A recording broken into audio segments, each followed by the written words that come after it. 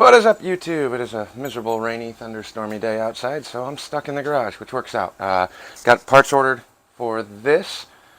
This motor is supposed to be completely gone through and done, but I never really trust anybody else when they say it was running. This one, on the other hand, was not a runner. This is a fresh build that's never been fired. Started life as an 89 883. They got S&S cylinders and pistons. Stock 883 heads, and I know he was in the primary doing some clutch work on this thing too. Justice, who this bike is for at the shop, ripped this apart and kind of slapped the cover back on because none of this was on when we picked it up. He doesn't really know what he's doing. He said he probably messed up a couple things, so I got to go through and re-verify that. Essentially, this is just going to be a quick Evo Sportster teardown video. Quick visual inspection, and then we're going to slap it back together. I've been putting this off. It's been in my house for like a week, but I wasn't sure what I would need gasket-wise. That's Bailey over there. She's going to help tear the motor down today, right? Shovel's floating around doing his thing somewhere too, but oddly enough for me, this is new.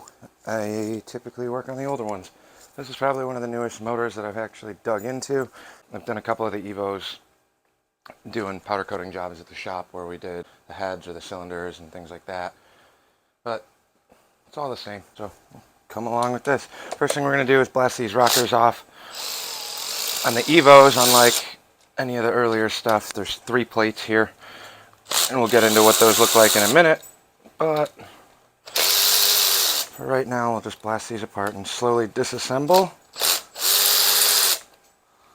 I'll move you guys a little bit here. Copper washers on the bolts for this one.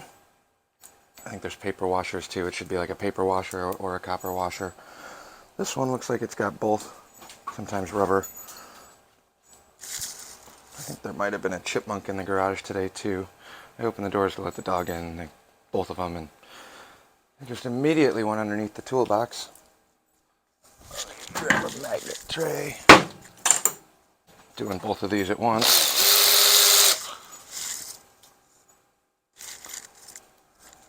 Hopefully there's not a chipmunk. I'd like to not have him murder something today while I'm working. But I also don't need a chipmunk living in here, so move you guys up top here. Top sandwich plate. Take them both down at the same time. And you got your rockers and the rocker shafts. This middle sandwich plate is just floating, so this is going to come off with it.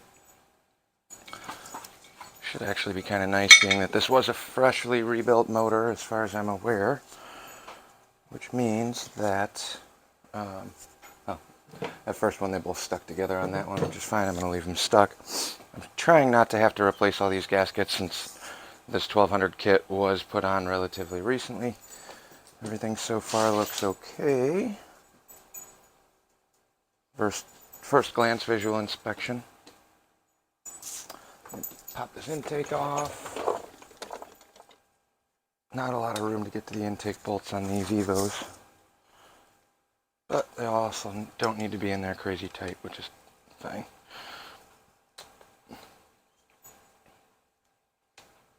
Got 2/4 inch Allen key bolts on here. And then you got a 1/2 inch on the back side. Try and do this without dropping everything.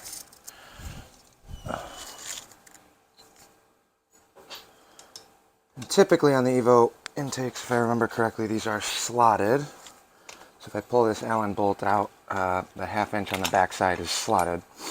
Give you a little bit more room for the install and uninstall.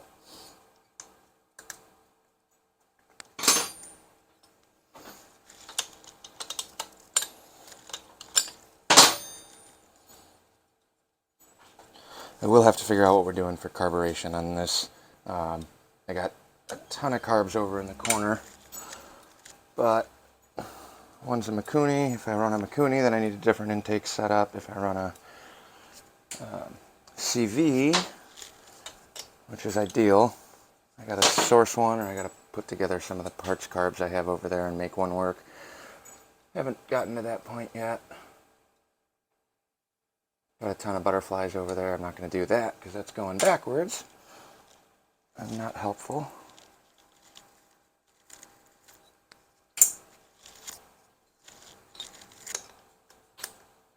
But this intake boot has definitely seen better days, so that won't be staying on.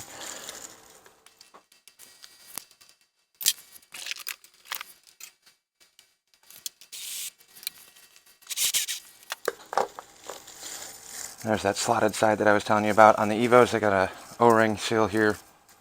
So essentially this intake kind of goes in and slides over the studs, and then you put your bolt in. A little bit easier than the early stuff where it's kind of jam fit, or the O-rings that you got to try and space and clock and everything. A lot more forgiveness here. The back side of these heads, just looking at these valves, looks super clean. I don't know how well you guys are going to be able to see in there, but everything looks really clean. It looks like it might actually have had new valves put in. Find out when I get these heads off. On Evos, the push rods are under tension here. There's not adjustments. This looks actually, which I'd never noticed looking at this before, this actually does have push rod adjusters on the motor, which is uncommon for Evos. Let me grab a screwdriver. See what these look like, because there's a good chance that this might actually have upgraded push rods, which would be great.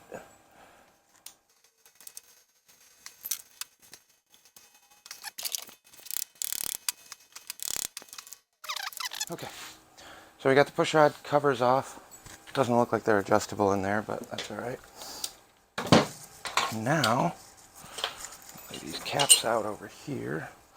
We'll start breaking down the rest of these. I'm going to pull these little Allen key bolts off the side first.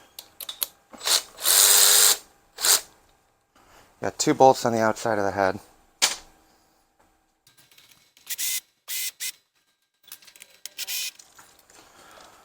And we got to switch over 1/2 inch on the rocker bolts. You got 4 1/2 inches around the rockers, and then 3 7/16 on the inside.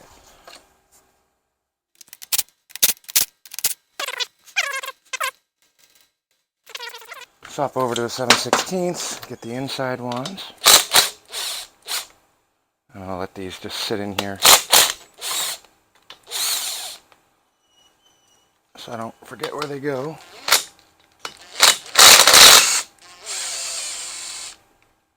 And that loosens up the rocker plate, just like so, and gets your push rods. So now there's the 3 on the inside, 4 on the rocker shafts. Go right here on top of the old one. I'm going to pull the push rods out. So these are usually marked or taped, so you do need to keep these organized. On this, you got a couple lines of paint that are still on here. I got 3 stripes here.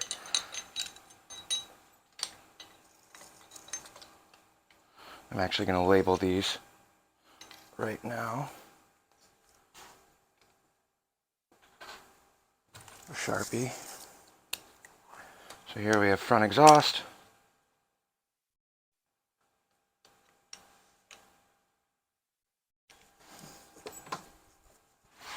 Front intake.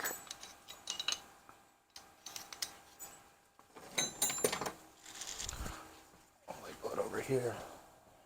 R-I-R-E.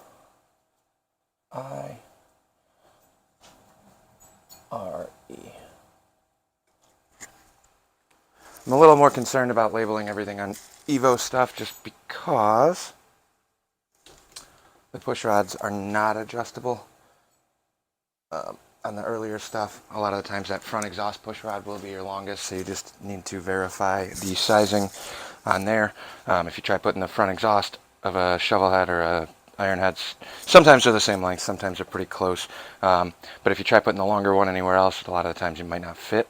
So make sure that you label them, especially on an Evo where they are color coded and the colors are faded and worn out like that. I don't remember what the paint codes are factory. Look that up if you need it. But I know that I'm taking everything apart and it's going to go right back together the way that it's laid out now. Now let me break off the heads, which are 12 points. 1/2 inch, 12 point.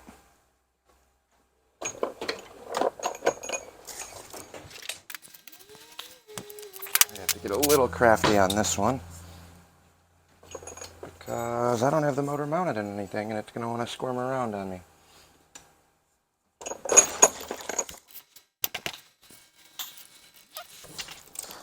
On the Evos, it is all aluminum parts, so it's not like it's a crazy high torque spec.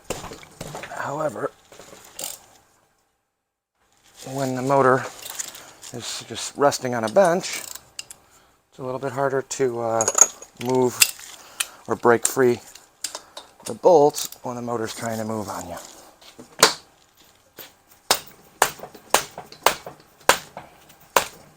So another thing you can do is grab a hammer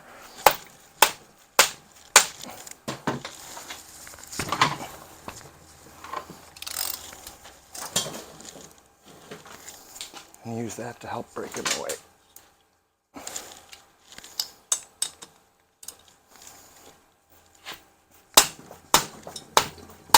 Shock from the hammer helps break the bolt free, like so.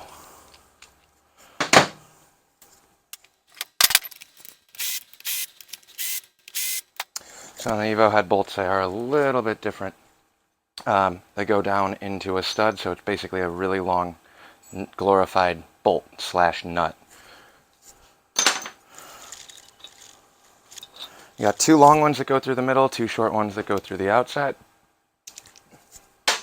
Primary side, if you will. Oh, I'm glad we looked at this, because this head gasket's busted. Just freshly opened up. It is brand new pistons, which is nice. Part number on there for the S&S pistons with valve reliefs. But if you take a look at this head gasket, looks like that got nicked. The other half of it's already on here. It's outside of the important area, however, I'm not comfortable with that.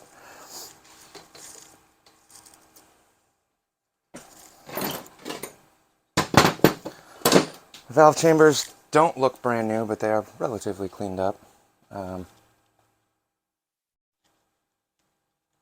Valves look flush. I'll check all those with a light here in a little while, but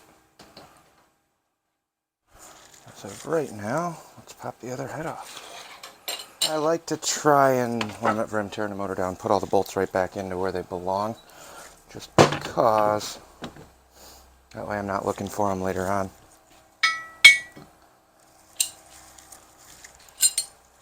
So basically I'm going to have two piles. I'm going to have a front head on the back side of the motor over here. Rear head stuff's going to go over here on the front of the bench. So again, 4 bolts on the rockers.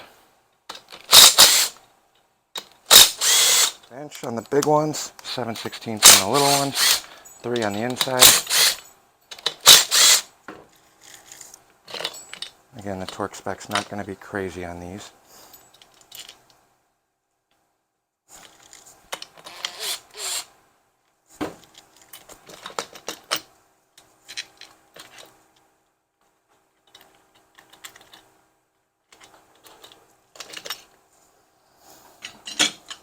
Like so. Gasket stayed in place on this one.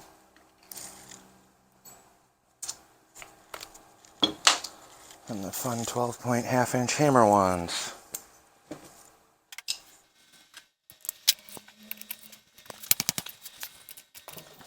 Could use a bigger impact too, I just don't really want to.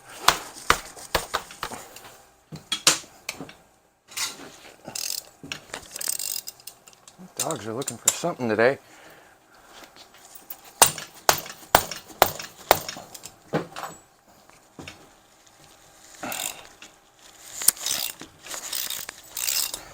Basically, when you're hitting it with the hammer, all you're really doing is just breaking that initial torque down.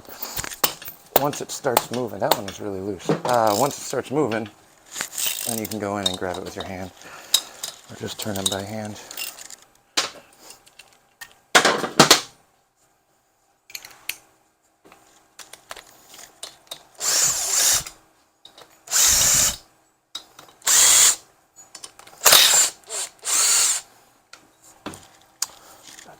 Pushrods out. Let me do that before I forget. Having the collars in, there's a little bit of load on there. That's okay.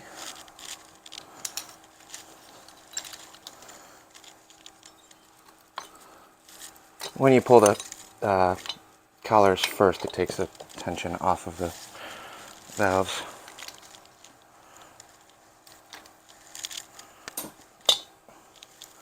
There's our other head. That gasket actually looks okay. This is the one that I was looking at on the camera. This one was definitely cleaned up a lot better than the old one, or the front. So the rear's a little bit cleaner. Not a huge deal. But there you have it. That's top end removal on an Evo. While these are still on, I'll go through. I'm probably going to check the lifters. I don't know if I'm going to pull off the whole blocks yet unless I need to. Pull the starter or pull the primary next. But that's your top end. We'll be back in a bit.